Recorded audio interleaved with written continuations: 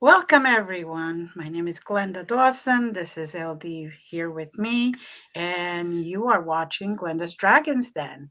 We're coming live on the Conscious Awakening Network on Roku TV, Apple TV, Amazon Fire TV, YouTube, and other various streaming platforms.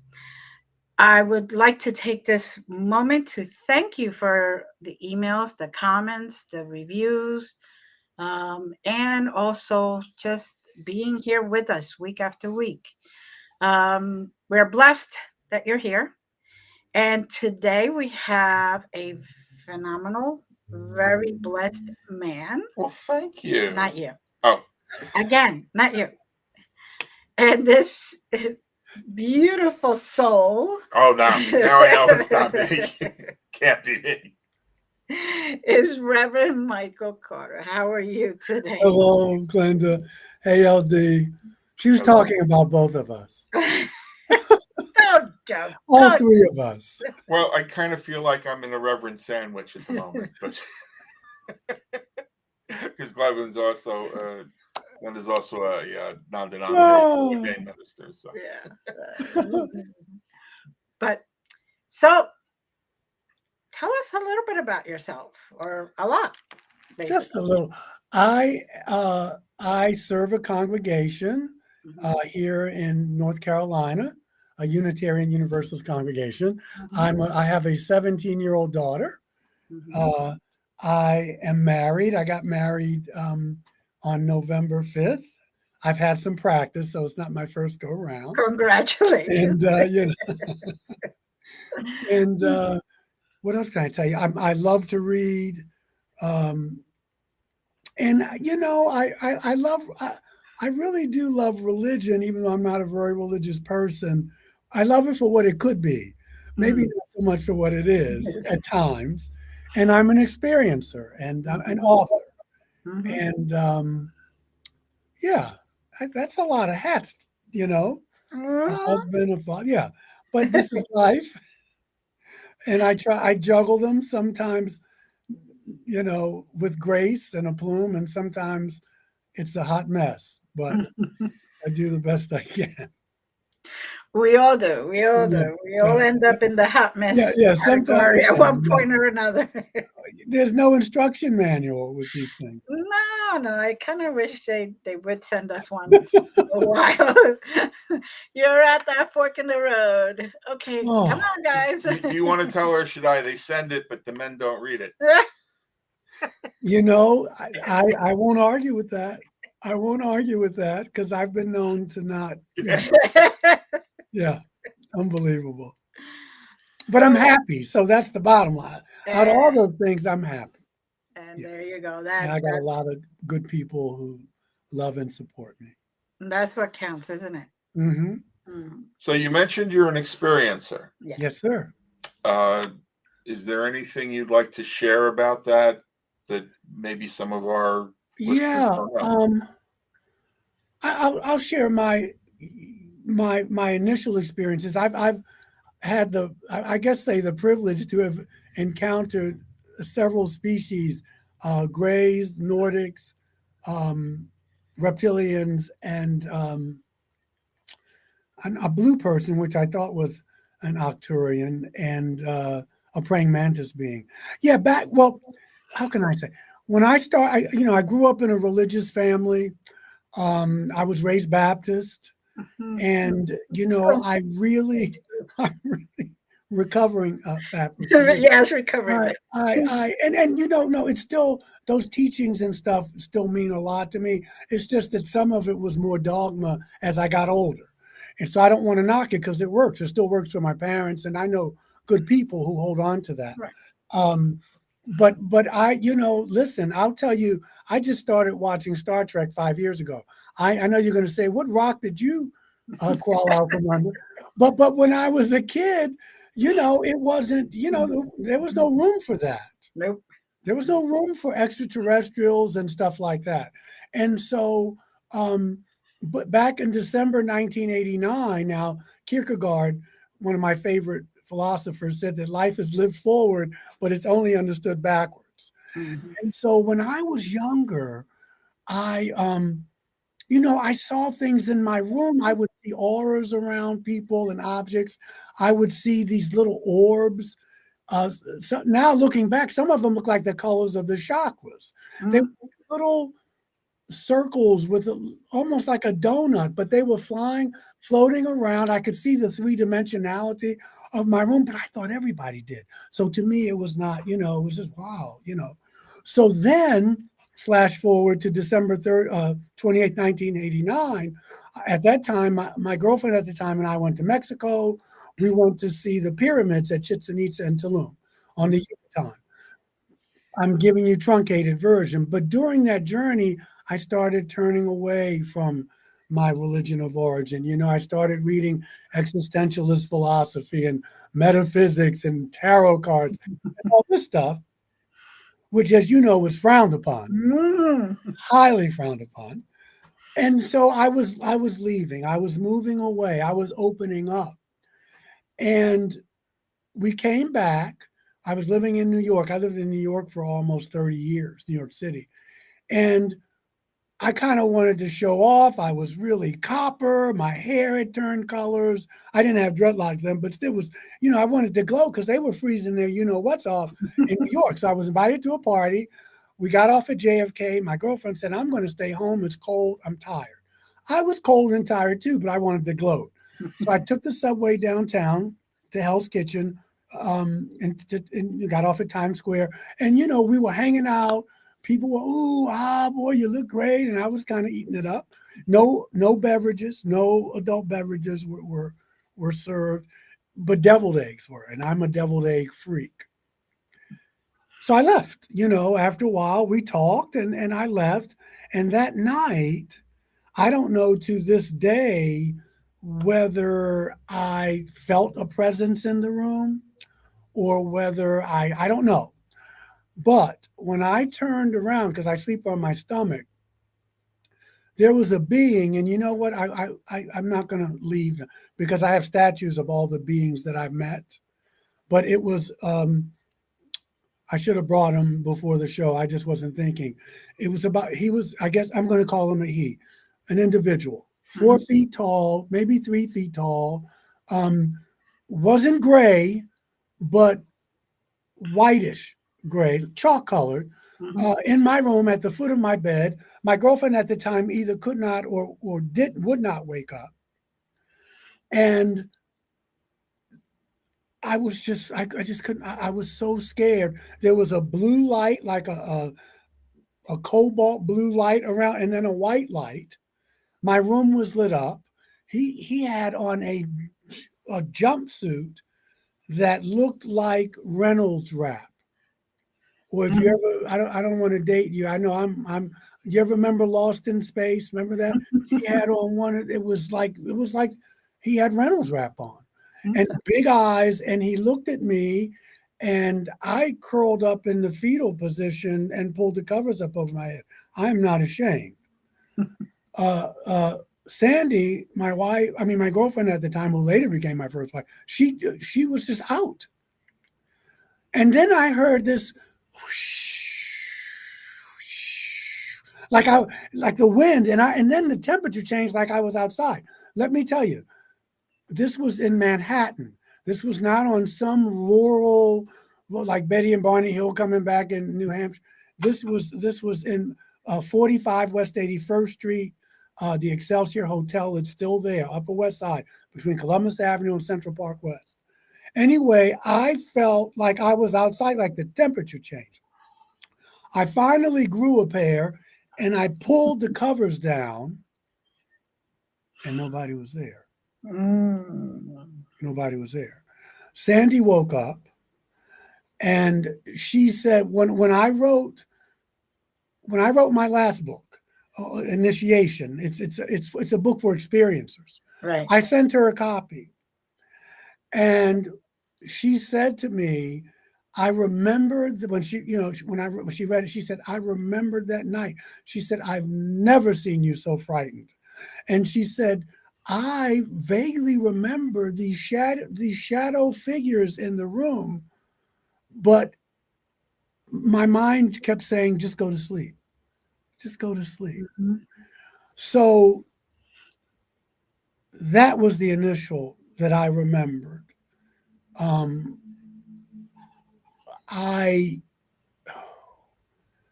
and then they started coming. These people, the little people with the big heads, they started coming every full and new moon Mhm. for about 6, 8 months, and they would paralyze me, and my eyes would be open, and they never spoke. They would show me pictures.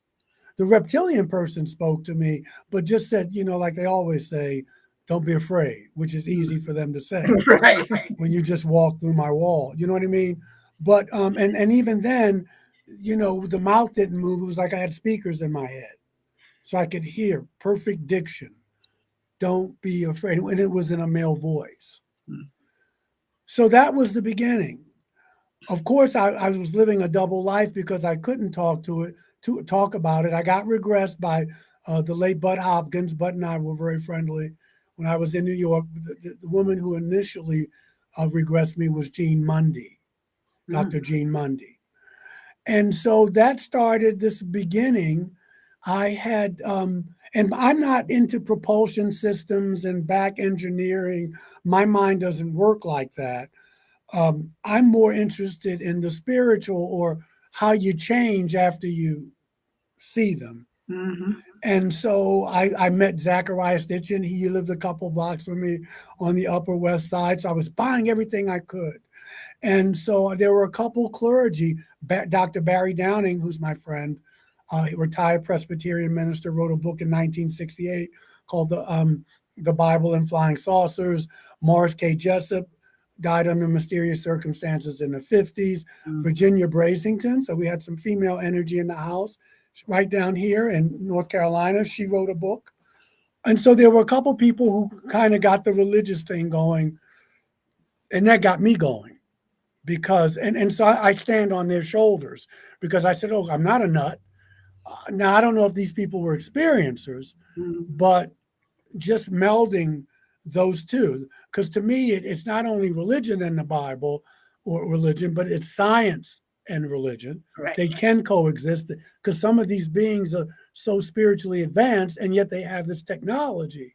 Mm. So that's what got me on this path. I almost lost my job um, at the church I serve now, but there was a woman there, a wealthy donor, who turned on Ancient Aliens back in 2014, 2015, and said, I saw my minister on TV talking about little green men.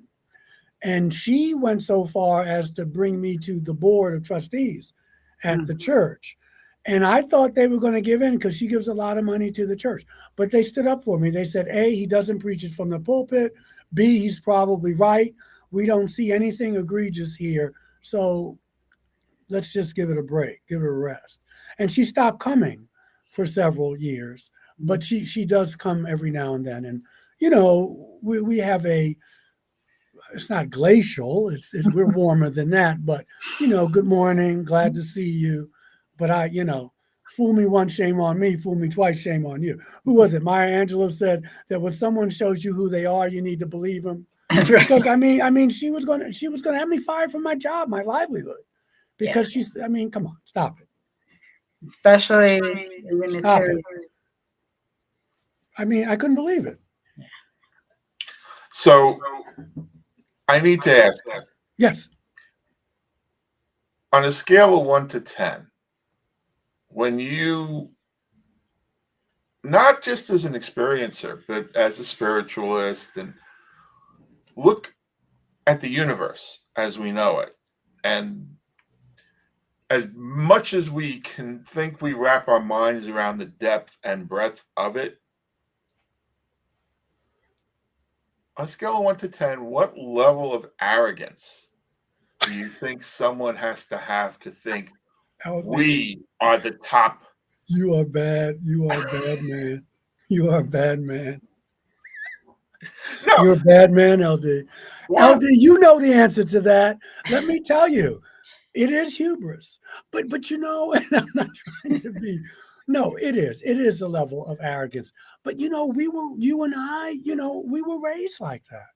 Now we kind of got out of it. I mean, I'm assuming that we're kind of in the same generation, but we were raised that this is as good as it gets, that human beings are the pinnacle, and that we are to subdue nature, or at least tame nature.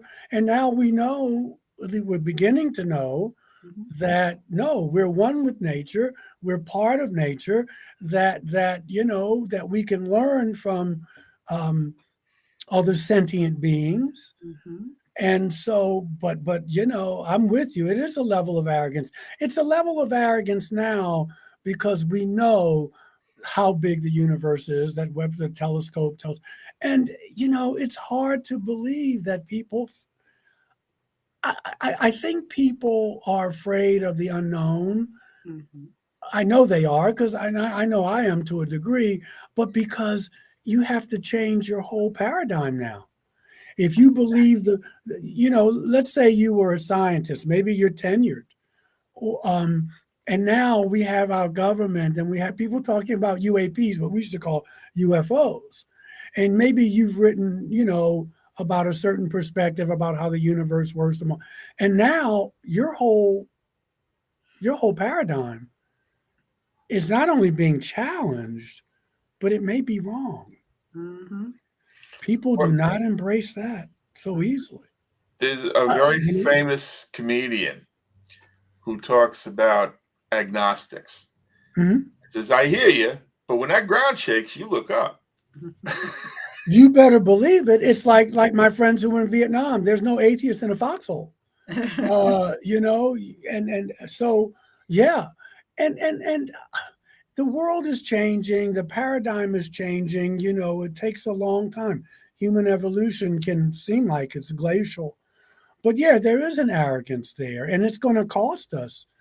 In the long run, we may wind up destroying ourselves Yes. because we believe in this, and religion's had a lot to do with this. So I must be. We believe in the illusion, and Einstein talked of separation. We Mhm. believe that if I have more, you're going to have less. We're still caught up in the color of people's skin, the texture of their hair, who Mhm. they sleep with, those types of things. And those things are illusory, and it just divides us more and more. And look where we are. I mean, it's not a pretty picture. That is verbatim how I describe it, is Yes. the Yeah. illusion of separation. Yes. Yes. But What I do to you, I do to me. It. but you know, people love their control, and in this day and age, Yeah. we have become so codependent, Hmm. Mhm. and to accept that we are not the top of the chain, Oh. you're basically saying you're helpless compared to the forces that are out there. And yet a natural phenomena is going to level anything that stands in its way if that's what it's going to do. Yeah. So, Yeah. people just love believing that they, make their own way, and whoever has the most toys when they die wins and all that silliness.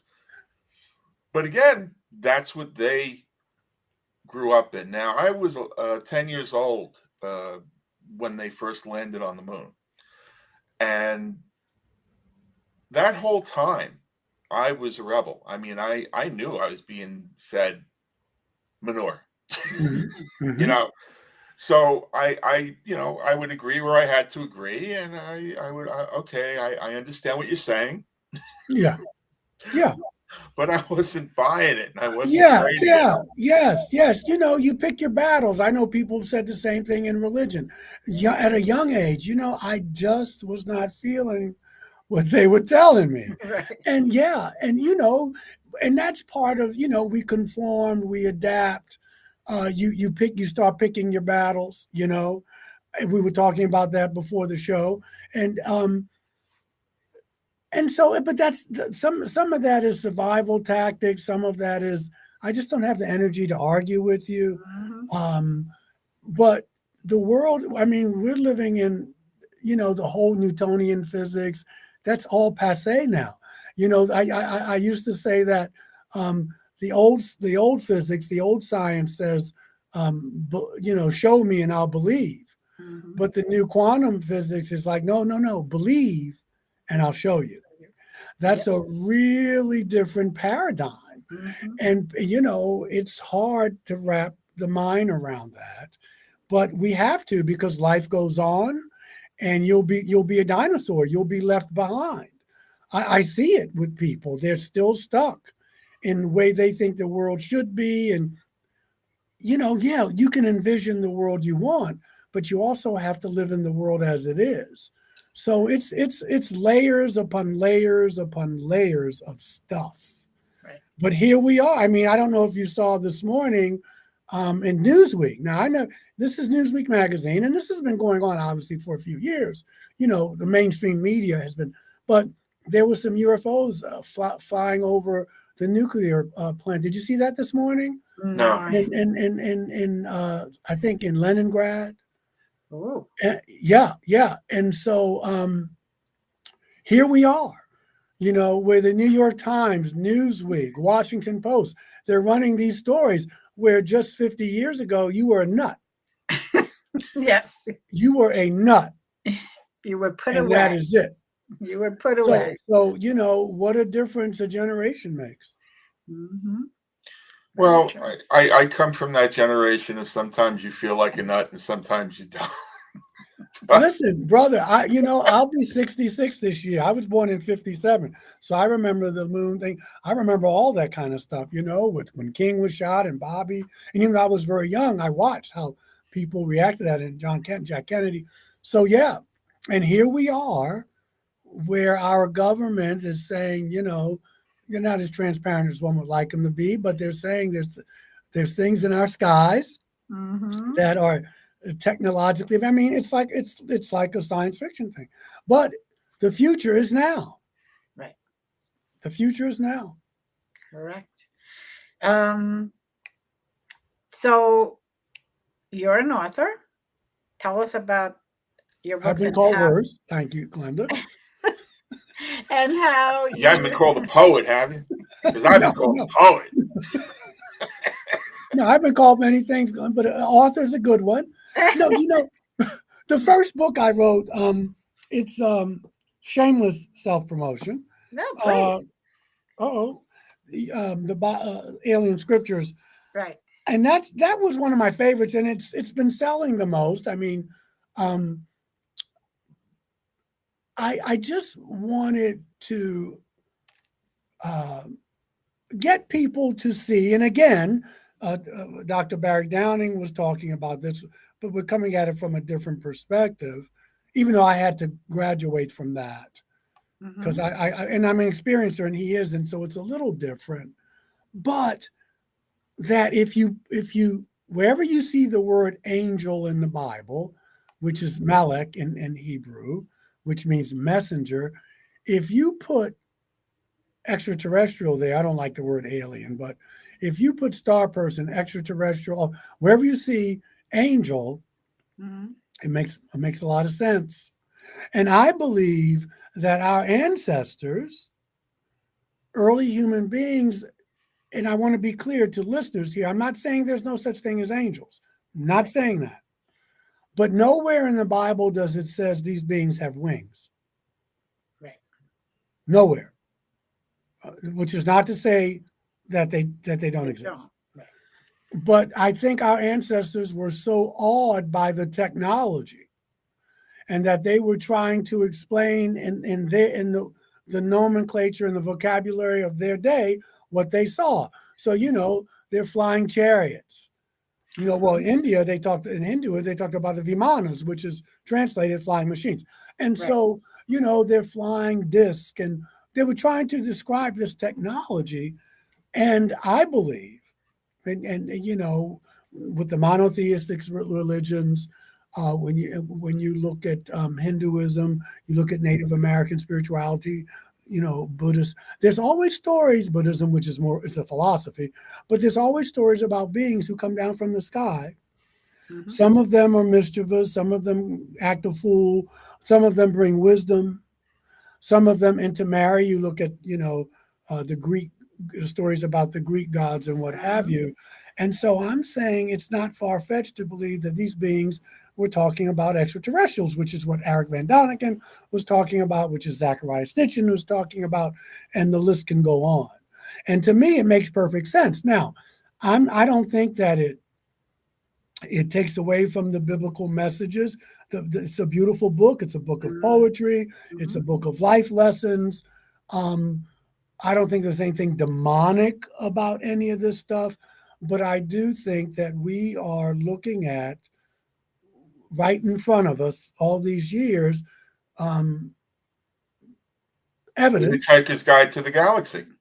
Yes, You know, yes, I keep trying to explain to people that yeah, Leviticus was basically a survival guide for that time. Mhm. And yeah. that's why that was in there, because that was the law that the people were trying to exist under. And if you didn't know the law, the punishment was usually pretty severe. But that doesn't mean, the my challenge with the Bible was it was always meant to be, for the most part, an oral tradition. Yes. And it was meant to evolve with the needs of the congregation. And the minute you write it down and then edit it like Constantine did, now it's an agenda. Well, and it's law. Yeah, Right. I agree. And I have great respect, but no, it's not. But I have great respect. Period. Right. However, for these written scriptures, just because someone said something 5,000 years ago doesn't mean it's applicable now. Mhm. And you've got to use your common sense as well. And as you said, LD, because life is always evolving and growing, and and as our human beings, we need to tweak this here, adjust this here. Otherwise, you have no progress. Mhm. And so, um, I think that people are starting to see. Listen, when I first started talking about this, my more conservative brothers and sisters were like, "This doesn't exist. There's something wrong with you." 20 years later, now they're saying they do exist. They're Mhm. demonic, but they exist. They I exist. call that progress because because it may be low hanging fruit, but Right. before they didn't exist at all. Right. Okay, they didn't exist at all. But this is how human evolution, collectively speaking, Right. you know, Right. this is Well, how long it takes. it, Yesterday's blasphemies are today's truths. it's all fun and games till they put the rubber in your mouth and give you the ECT. Let me So, tell you. and I have a deep history with mental health advocacy in New York State. And I'm a Queens boy, by the way. So, Oh, okay. yes, just as a Give a point of shout reference. out to Queens. Yeah. So, you know, I part of the reason why I wound up on boards of directors was because I said, well, what if these people are not crazy and Yeah. you just don't understand the frequencies that they are tuned to? Yes, I agree. I agree. And And that can explain a lot of the things that they see, Right. that they hear. Mhm. But it's too easy just to say they're crazy and toss it out because Mhm. it takes work. well, it's not You, just that it's you too know? easy, but it's much more of a moneymaker when you can just medicate them and put them Ah, fill an ECT it's treatment. the Mm. it's the money. Follow the money. Yeah. So, in New York State, the New York State legislature wanted consumers of mental health services to sign off on their own ECT. Hmm. And I, have a background in electrician, technology and theory. And I said, well, first of all, from an electrical point of view, if you knew which brain cells you wanted to kill, and you don't, that electricity is going to flow in the path of least resistance and not necessarily in the linear line you think it's going to flow. Mm-hmm. And second of all, anyone that could possibly benefit from such a barbaric torture is in no condition to sign off on it. Yeah, So yeah. It's all kinds of, again, it's just layers upon layers of stuff. But I will tell you this though, again, for me, going back to the phenomenon, I know people who have had traumatic experiences, as you probably do as well. And I'm blessed. mine were, sorry, Glenda. I'm blessed. I never had a traumatic one. I Yeah, had all of mine have been good. yeah. I've had some bumps in the road, but I wouldn't trade it. Right. And when I asked an individual to stop doing what they were doing, they did. Right. Um, but so I want to make room for that because some people have.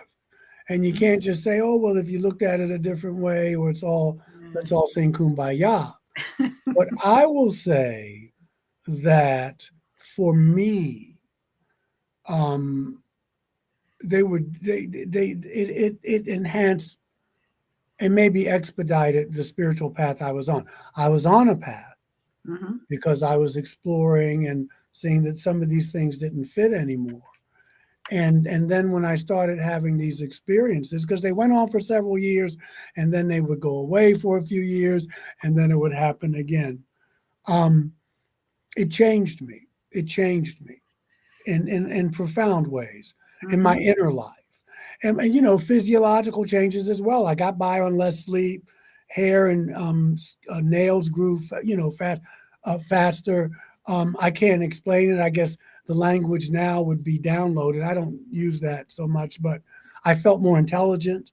Mm-hmm. My heart felt more open. It was more easier for me to be more authentic. I was easier. Now I was working towards this. It wasn't like they waved a wand and you Right. know, but it was easier for me to say I love you. It was easier for me to say I'm scared. It was easier for me to be more holistic in the way I walked through the world. Right. And then I started getting into energy healing and Reiki and um, I think, I call it Reiki, but I think it's something different because if you're an experiencer, when you're around them, they vibrate at such a high, your Mm-hmm. heart's, and so the energy that goes, even someone told me that, I was giving them a session. They said, that's not Reiki anymore, Mike. I don't know. That's from your friends. But my point being is that all that shifted. I was an actor in New York. I always wanted to be in the church, though, from a kid. And so that was always there. But I got the nerve to say, you know what? I'm not happy with this. I don't know if I want to do this all my life. And I wound up being a hospital chaplain. Okay. I wound up being a healer. And you hear these stories over and over again. Somebody's on Wall Street making tons of money, and they haven't. Doesn't have to be a contact. It could be experience. It could be an NDE. It could be an OBE. It could Mm-hmm. be just jogging or meditating and having this eureka moment. And then the person all of a sudden, no, I don't care about that. I'm going to go. I'm going to go into Peace Corps. I'm going to go over here and be a massage therapist. So I believe that the experiences can be transformational, which is why I wrote, one of my books. At the beginning, I have 5 books. Mm-hmm. At One is Alien Scriptures. The other is this one. It's called A New World. If You Can Take It, God, Extraterrestrials, and the Evolution of Human Consciousness. And then I wrote a meditation manual called God Consciousness. I should have put God in parentheses because I'm not talking about a man or woman up in the sky. And then I wrote a book on the metaphysics of prayer and healing. But the point is that I didn't want to be known as the UFO minister. So after the first 2 books came out, I wanted to, I was like, oh, I'm pigeonholing myself. So I wrote that meditation manual. But basically, I am known. I mean, people don't, oh, there he is, the UFO minister. But I'm one of the very few clergy who are talking about this Right. openly. Openly. Right. Yeah. Yes. There's a lot of talk behind doors, but not openly, not willing to admit it because they are afraid, of getting fired or the their parishioners frowning upon that, or just changing the whole paradigm of the whole church dynamic, I guess. Yeah, which is going to be big because they're going to have to. But, I'll put it like this. No one called me from Washington, but you may have seen this. Maybe 6 months ago, 8 months ago, there was something in a mainline paper, and it was on social media, that there was a gathering. I think it was in Washington, of like archbishops, or an archbishop of the Catholic Church, and Hmm. high-ranking bishops, and they were getting leaders to get together to talk about what would be the outcome, or what would be, um, how it would be if people thought or found out that we were not alone. Right. How would religious people, be able to process that? So Right. I wish they had called me. I'd have told them, but they didn't. Well, I would have gave them my 2 cents. Well, But yeah, so I mean, these things that you said behind closed doors, and I know yeah. what you meant. But yeah, I mean, the people are preparing. Hmm. Powers that be are preparing, Right. because you can't keep this a secret. One day, you know why? My cell phone's upstairs, but that cell phone. Hmm. One day, someone's going to get a picture, not only of craft, which we know they do. Hmm. One day, they're going to get a picture of somebody coming out of the craft or Right. getting in the craft, and you're not going to be able to explain that away. No. At that So in point, order to, so you try to control the narrative. right. Yeah. Right. Well, I there has always been rumors that the Vatican does have Mhm. original writings Yep. with pictures and writings and all that of what extraterrestrials Yeah. and crafts and all that. So it would make sense that they would be the ones to start talking about it, to hopefully get it out into the religious communities and open up their eyes, because it's coming. And they got to do something to get the parishioners back. You can't just visit on Easter and Yeah. keep Yeah. Yeah. I keep know. it going. I tell people in my church, if I see them on Easter, I say, I know I won't see you again until Christmas. And if I see him Christmas, I go, I know I won't see you again until Easter. So I'm glad you're here. Yeah. Um, yeah, but the government has brought that into play too. So Hmm. because they all talk, it's a network Hmm. of who and um, when to release information, that kind of thing. I get it. I think though uh, that we're just living in exciting times. There's an old Chinese, some people call it a curse, or you can call it what you want, a proverb, but it says, "May you live in interesting times." Yes. And no doubt that we are living in some interesting times now. Hmm. Well, when you talk about the concept of the illusion, you Hmm. know, power and status are all part of that illusion. Yes, So when yes, that gets wiped away, guess what? You know, you, you may be in your mind elevated, but compared to that, you ain't nothing. So, yeah, and I think that's a lot of the concerns about disclosure and how is status going to be maintained by those who are holding dear to it when disclosure happens. Hmm. And unfortunately, when that drives the conversation has agenda. When the conversation has agenda, it's going to be what they say it is. It ain't going to be real. yeah.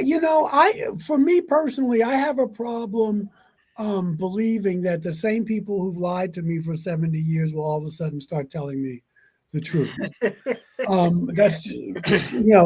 Call me naive, but uh, um, and so even with what's being released now, there's an agenda. You can see it. Right. I can see it. I think Ray Charles could see it, because what's happening is um, we're being gently led that we're not alone. Right. Okay. However, we're going to be told, well, we're being told that they're an enemy. They're flying over our airspace. It is a national security issue. And it's really not, because let's face it, if they wanted to take us over, it could be done.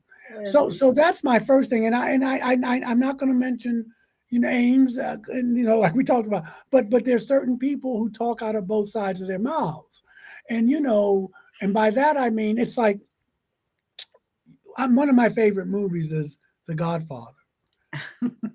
You don't retire. You don't ever retire from the Cosa Nostra. Okay, you are always a member. And it's, so when I hear about people who used to work for the government, but now they're retired and they're on every show and they're talking about these things, my antenna go up. But it really goes up when people start talking about national security, because you can use that to cover a multitude of sins. The other thing is, and LD, you touched on it. Powers that be, this is not good news. These people can get here without using gas and oil and all that. And people are making tons of money off this, zillions of dollars. They don't want that. Exxon Mobil and British Petroleum, they don't want to hear about extraterrestrials with 0 point energy. No, that's a no. They could probably cure most, if not all, of our diseases, cancers, you name it. Do you know how much money is made on this, on this so-called research and what have you? And so those are just, and of course, they would look at our political structures and say, we need to tweak that. So it's not good news for a certain segment of our population. And I think we always have to keep that in mind. Who is benefiting from things staying exactly as they are? Exactly. So why you?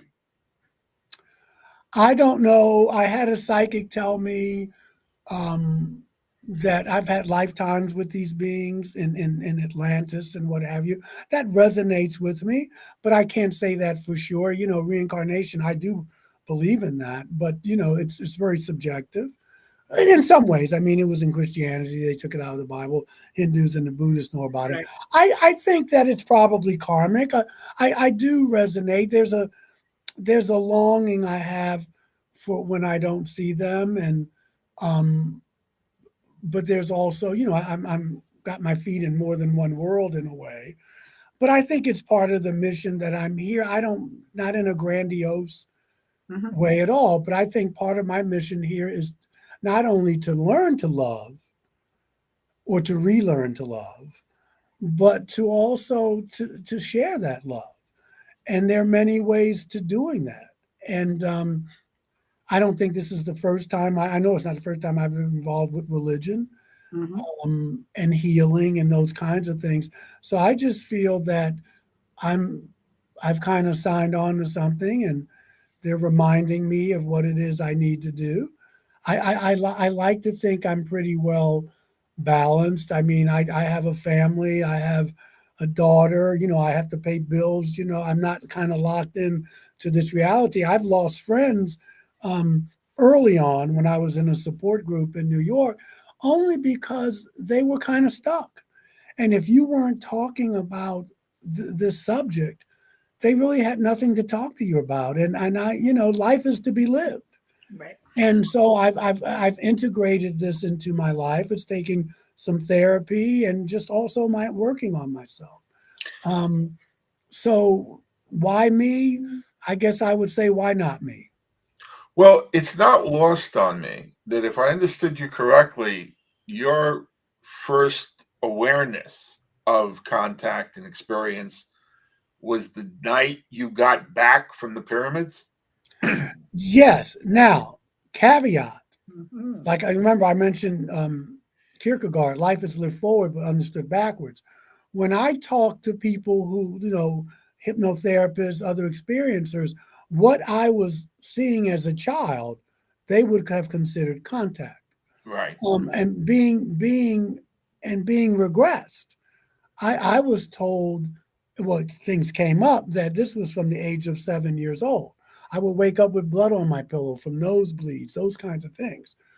But for me as an adult, December 28th, 1989, where I saw this, it wasn't because I didn't know you could be out of your body and still have a body. And you see these, I didn't have any words to describe that. They could have been just beings that didn't need bodies.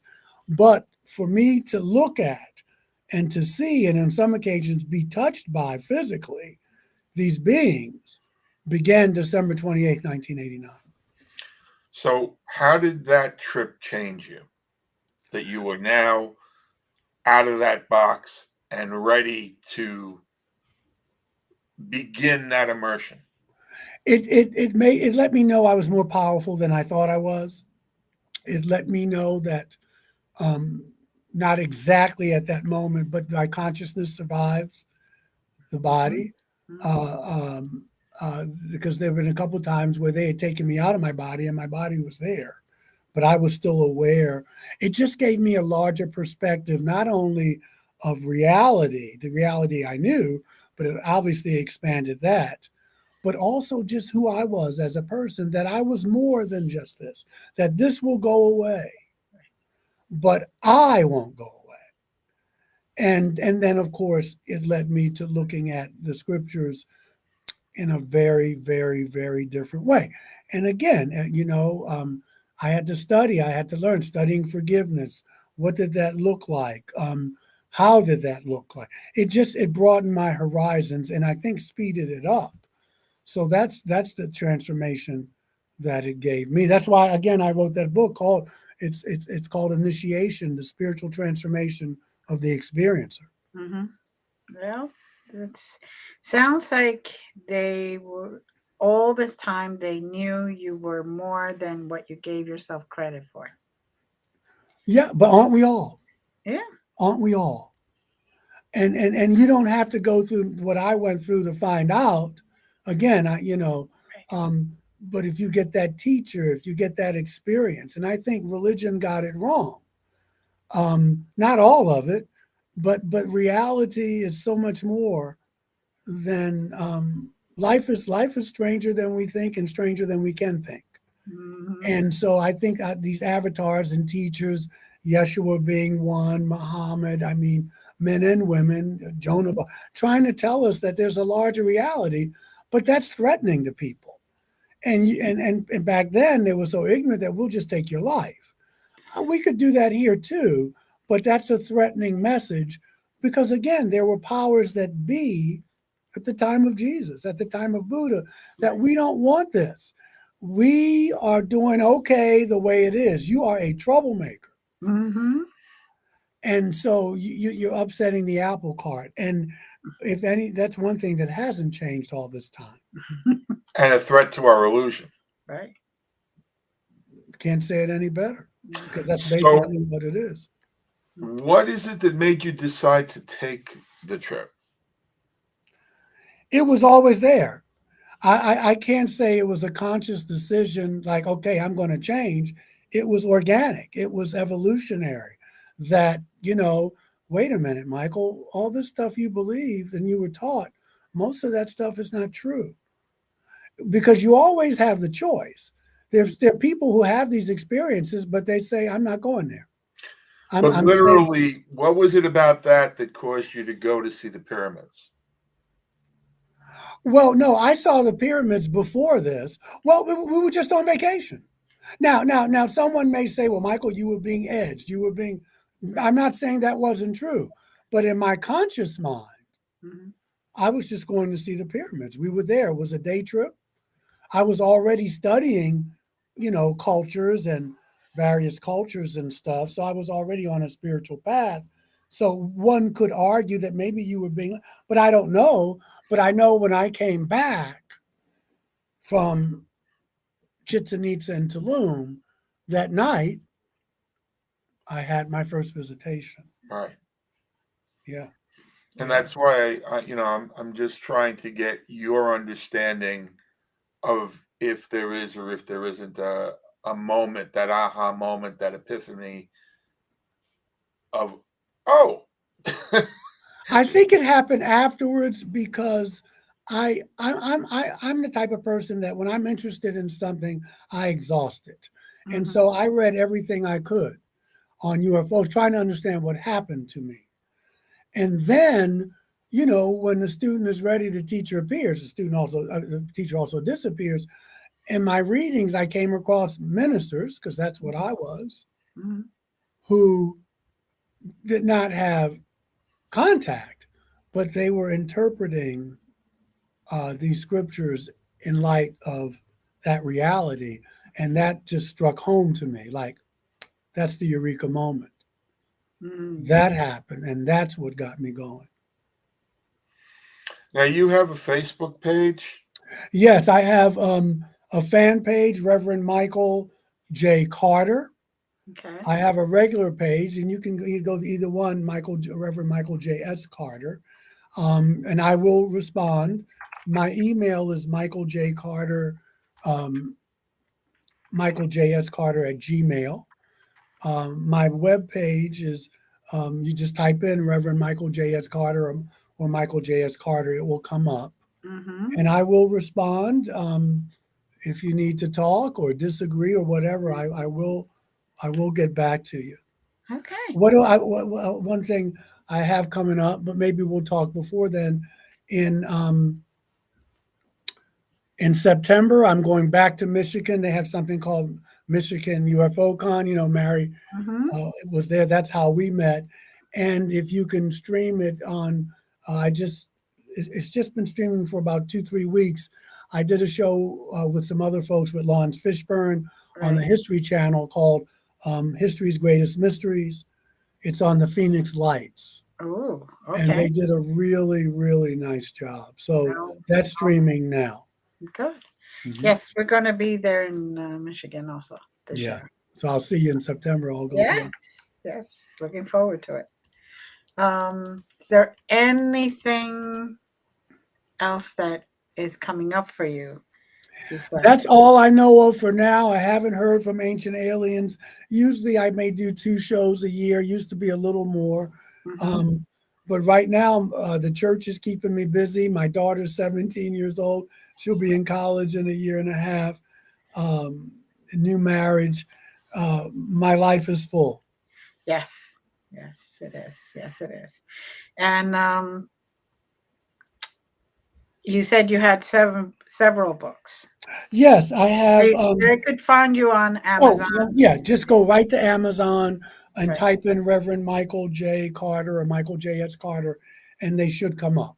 Right. I'm going to show the link to the first book, and Yeah. they could go from there and find Yes. the I other. appreciate that very much. Yes. Now, how does your 17-year-old daughter process all this? It's interesting. She's in well, she processes it. When she was younger, she was telling me about some things that she had experienced. As a matter of fact, today we texted, but we haven't had a chance to talk. And she wanted to tell me that she saw something in the skies over Nevada when they were headed out to um, to California. So they're young, and it doesn't they just take it in stride. At least I find. And we've talked about this, and she knows it. She has my books, and she kind of knows. She's a deeply spiritual person. She's a Pisces, and she's a deeply spiritual person, and she's clairvoyant. She sees things that haven't happened yet. She told me about past lives when she was 5 years old. That is cool. Yeah, That is very nice. Yes, when I was growing up, my father was the one that was very strict religious, couldn't say anything. My mother was the one that was open and would say, "You come to me and you talk to me about everything." yeah. And my grandmother. So I actually was blessed that I had people Hmm. to Yeah, talk because to. otherwise it's hard to. I did for several years. I couldn't talk to anybody about it except I was in a support group that helped. Right. But you're keeping a secret. Mm-hmm. And it's stressful. That it is. And even then, to be in a support group is nice, but you're still kind of in isolation with that as compared to Yeah, today, where it's just all over, yeah. It the is. It validation. is. It is. Yeah, the support group helped me immensely, but it was still, you were in a group, but it was better than nothing because it Right. was hard. Like I told you, someone tried to get me fired. People thought you were nuts. Mm-hmm. Yes. Is there anything else that you would like to cover? I think we're about 5 minutes away. Well, I just want people to know that, um, you're more, you're just more than you think you are, and I believe that, and in a deeply spiritual way, and that you don't want, enjoy your life. You don't want people to take away your joy, and life can be a challenge, but you just tap in to whatever path you're on, and if you're leaving a path, follow that path, see where it leads you. Mm-hmm.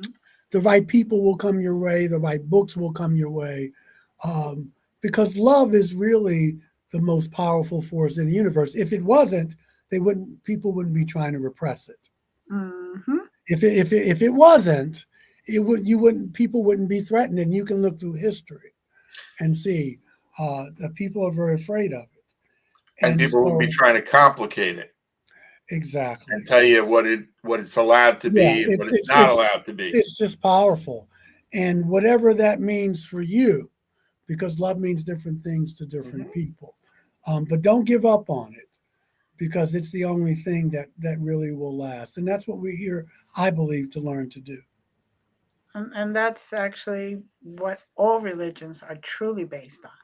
Yeah, All the other until people layers are get just the rest is commentary. exactly. Yes, And a Exactly. sales yes, pitch. That's it. yes, yeah. But so thank you. This was Thank you great. both. And Maybe I maybe can't we'll do it again one day. But I thank you, and yes, I want to thank definitely. Mary for putting in a good word, and Oh, now looking forward to seeing you in the fall.